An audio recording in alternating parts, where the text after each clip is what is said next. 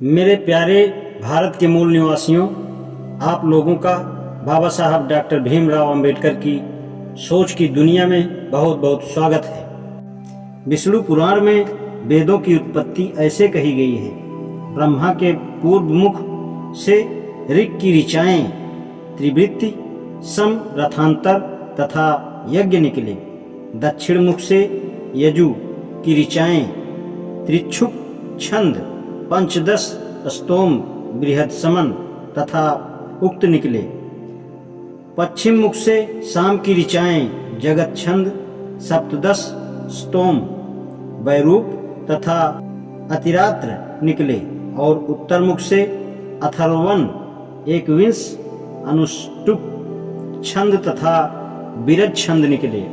पुनः हरिवंश में वेदों की उत्पत्ति दूसरे प्रकार से कही गई है। ईश्वर ने ऋक और यज को अपने नेत्रों से बनाया, शाम को जिह्वा से और अथर्व को मस्तिष्क से बनाया। यदि पुरुष सूक्त के रचयिता के लिए शरीर की उपमा अनिवार्य थी तो ऐसी उपमा क्यों नहीं दी जैसी कि हरिवंश ने दी है। वैशंपायन ने भी हरिवंश में ऋत्विजों की उत्पत्ति का वर्णन किया है। ब्रह्मा ने मुख से ब्रह्मा तथा उद्गार को, भुजाओं से होत्री तथा अध्वर्यु को, पेट से प्रास्तोत्री तथा पोत्र को, जांग से अच्छावक तथा निश्चर्य को, भुजाओं से अग्नित तथा ब्रह्मांड को, हाथों से श्रवण तथा उन्नेत्र को उत्पन्न किया। वैशंपायन जी ने चाहे एक ही अंग से कई ऋत्विजों की उत्पत्ति बतलाई परंतु पैर का नाम भी नहीं लिया। वैशंपायन तथा पुरुष सूक्त की उपमा में कितना अंतर है। शूद्र की उत्पत्ति पैर से केवल द्वेष भाव से कही गई है, परंतु इस द्वेष का कारण क्या है। पुरुष सूक्त की उलझनों का महत्व तब समझ में आता है जब यह देखा जाए कि बाद में क्या हुआ। दो बातें मुख्य हुई।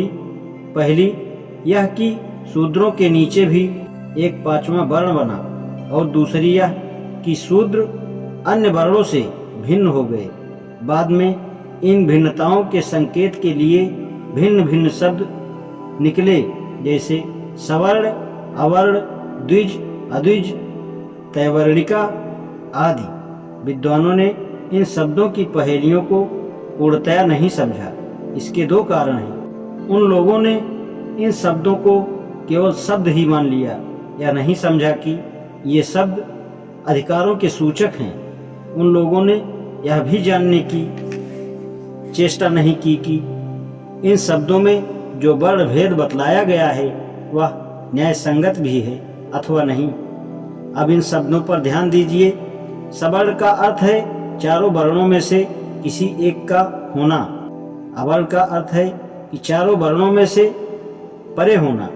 ब्राह्मण, क्षत्रिय, वैश्य तथा शूद्र सवर्ण हैं और अछूत तथा अतिशूद्र अवर्ण हैं। द्विज तथा अद्विज भी भिन्न हैं। द्विज माने जिसके दो जन्म हुए हों। दूसरा जन्म उपनयन से होता है, अर्थात जो जनेऊ धारण करने के अधिकारी हैं वे ही द्विज हैं, और जिनको जनेऊ धारण करने का अधिकार नहीं है वे अद्विज हैं। ब्राह्मण, क्षत्रिय तथा वैश्य द्विज हैं, शूद्र तथा अद्विज हैं, परंतु अद्विज का अर्थ केवल शूद्र है। मालूम यह होता है कि यह शब्द पांचवा वर्ण अतिशूद्र के बनने से पहले बना था। शूद्र सवर्णी क्यों हैं और अतिशूद्र क्यों नहीं है, तथा शूद्र तैवर्णी क्यों नहीं है। वास्तव में शूद्रों की पहेली से कोई भी बड़ी समस्या नहीं हो सकती।